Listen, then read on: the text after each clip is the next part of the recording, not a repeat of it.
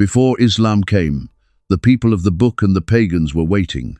They said, "We will not stop worshipping our idols until clear proof comes to us." They demanded a messenger, a divine book, pure teachings. And when that proof finally arrived, when the Prophet Muhammad stood before them with the Quran, what did they do? They rejected him. They turned away. But here's what will shock you. The very people who asked for proof were the first ones to deny it when it came. This is the tragic story of Surah Al-Bayyinah, a surah that exposes the greatest irony in human history and reveals why some hearts remain closed even when the truth stands right in front of them. You're watching Islamic Legacy TV, and today we're uncovering the powerful message of Surah Al-Bayyinah. This short surah, with only 8 verses, contains truths that will shake your understanding of faith, disbelief, and human nature itself. If you're ready to discover why this surah was revealed, what clear proof means, and who are the best of all creation mentioned at the end, then stay with me until the very end. Subscribe to the channel, like this video, and support us with your comments. Bismillahir-Rahmanir-Rahim. Surah Al-Bayyinah, the clear proof, was revealed in Medina. It is the 98th surah of the Quran and contains 8 powerful verses. The name Al-Bayyinah comes from the very first verse, where Allah mentions the clear evidence that was sent to humanity. But what is this clear proof, and why did people reject it even after asking for it?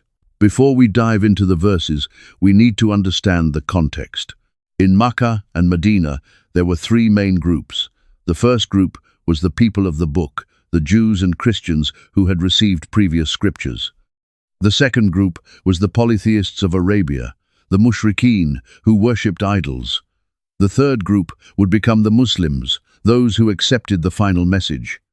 But at the beginning, the first 2 groups shared something in common. They were both waiting for something to change their lives.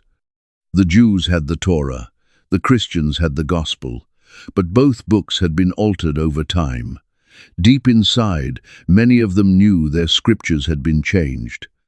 They were waiting for a final messenger, a last prophet who would bring the complete and unchanged word of Allah. The polytheists, on the other hand, worshipped stones and idols, but even they felt something was missing. Some of them would say, "If a clear messenger comes to us with undeniable proof, we will leave our idols and follow him." This was their promise. This was their claim. But when the clear proof actually came, most of them rejected it. Why? This is the question Surah Al-Bayyinah answers with painful honesty. Allah begins the surah by saying, those who disbelieved among the people of the book and the polytheists were not going to stop their disbelief until the clear proof came to them. Think about this verse carefully. It's not saying they were searching for truth with open hearts. It's saying they were stuck in their disbelief and used the excuse that no clear proof had come yet. They made conditions. They set standards. Show us a miracle. Bring us a book. Prove that you are a messenger. But the reality was, they were not sincere. They were looking for reasons to stay where they were, not reasons to change. This is a harsh truth about human psychology. Sometimes people don't reject the truth because there's no evidence. They reject it because accepting it would require them to change their lives, admit they were wrong, or give up their power and status. The people of the book had religious authority. The pagans had economic power through idol worship and the pilgrimage business in Makkah. Accepting Islam meant losing all of that. So they waited, and then the clear proof arrived. A messenger from Allah, reciting purified scriptures containing upright decrees. This is the second and third verse. The clear proof is not just a concept or a philosophy. It is a person, a messenger, Prophet Muhammad, peace be upon him. And he didn't come empty-handed. He came reciting scriptures, the Quran, pages that are purified, free from any falsehood, and containing decrees that are perfectly straight and just. The word purified is critical here. The previous scriptures had been mixed with human additions, changes, and interpretations, but the Quran that Muhammad brought was protected, pure, and unchanged. It still is today. This is the miracle.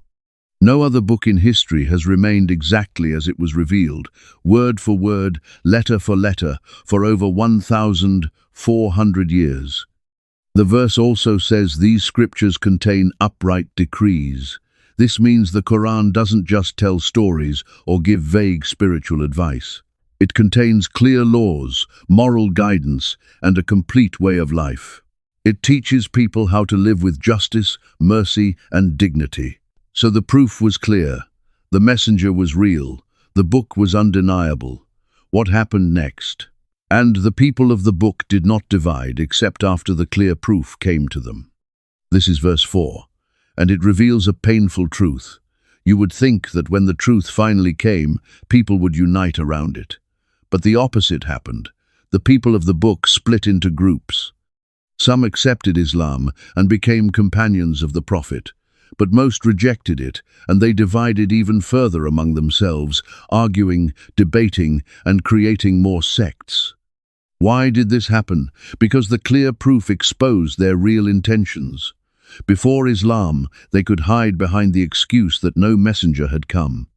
But when Muhammad appeared with the Quran, that excuse was gone. Now they had to make a choice: accept the truth and change, or reject it and invent new reasons to justify their disbelief. This verse teaches us that sometimes the arrival of truth causes more division, not because the truth is confusing, but because people's hearts are already decided. The Quran didn't create the division. It revealed the division that was already hidden inside people's hearts. But here's the important question. What were they commanded to do? What was expected of them?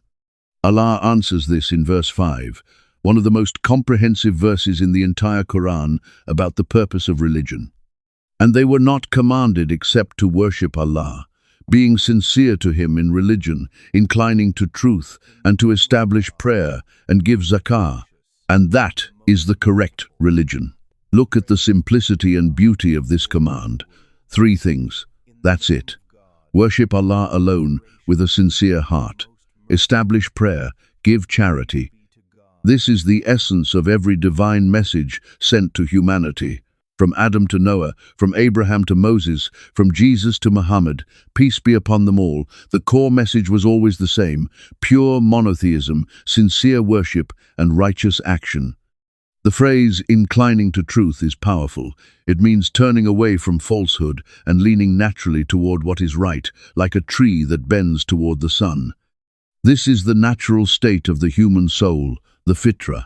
We are created with an inner compass that points toward truth, but society, culture, desires, and ego can corrupt that compass. This verse also destroys a common misconception. Some people think Islam is complicated, full of endless rules and difficult rituals. But the foundation is beautifully simple. Believe in one God, pray, and help others. Everything else in Islam is built on this foundation. So this was the command. This was what the people of the book and the polytheists were asked to do. It wasn't impossible. It wasn't unreasonable. It was the same message their own prophets had taught. But most of them refused. And now comes the consequence. Indeed, those who disbelieve from the people of the book and the polytheists will be in the fire of hell, abiding eternally therein. Those are the worst of creatures. This is verse 6, and it is one of the most direct and severe warnings in the Quran. After the clear proof came, after the truth was made obvious, after every excuse was removed, those who still chose disbelief have sealed their fate.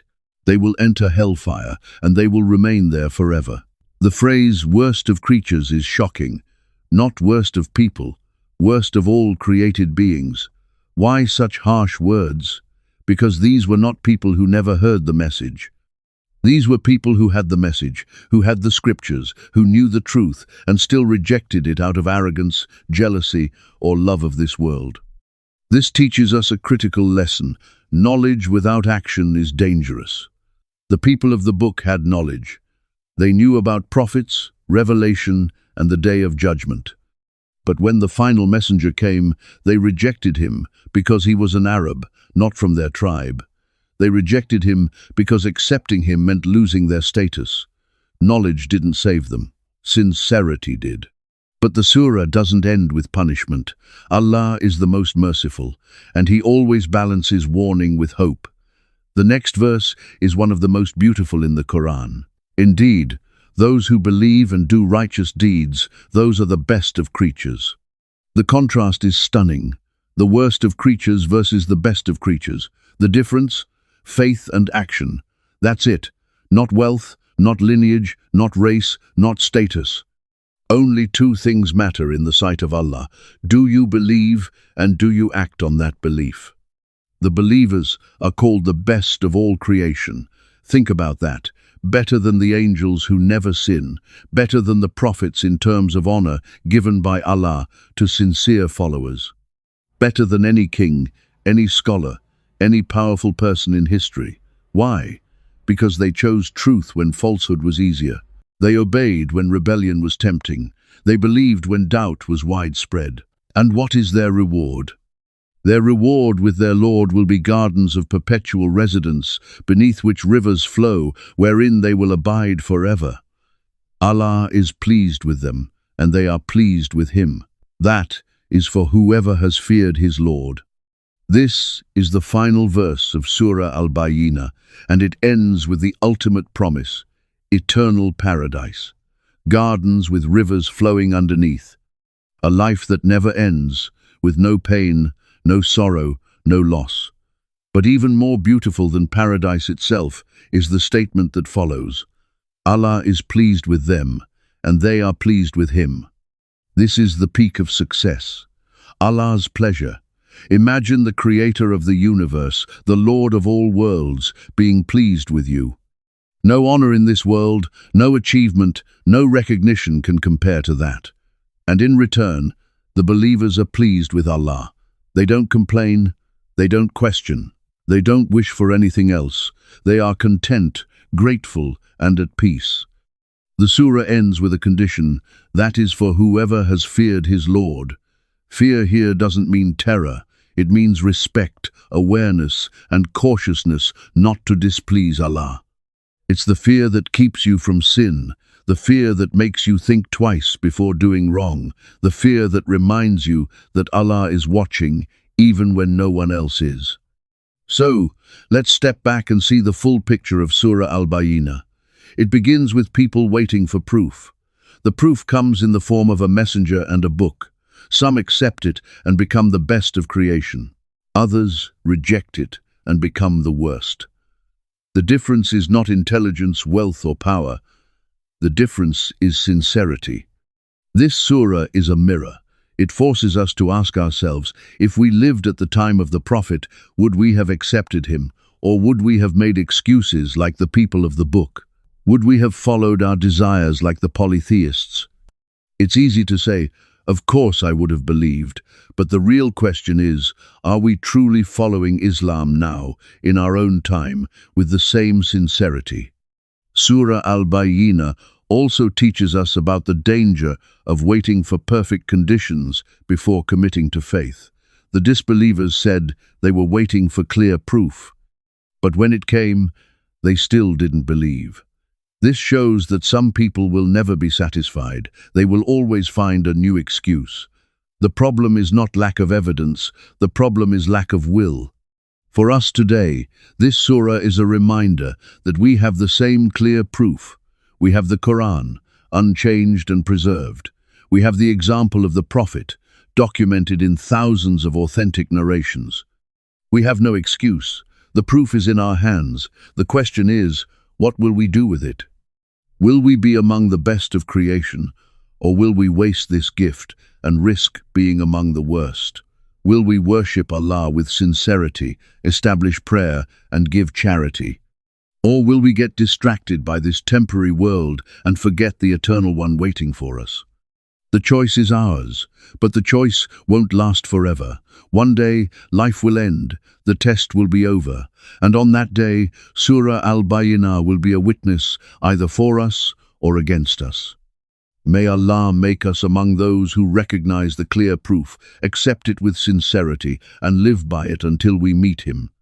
May He make us among the best of His creation and grant us His pleasure in this life and the next.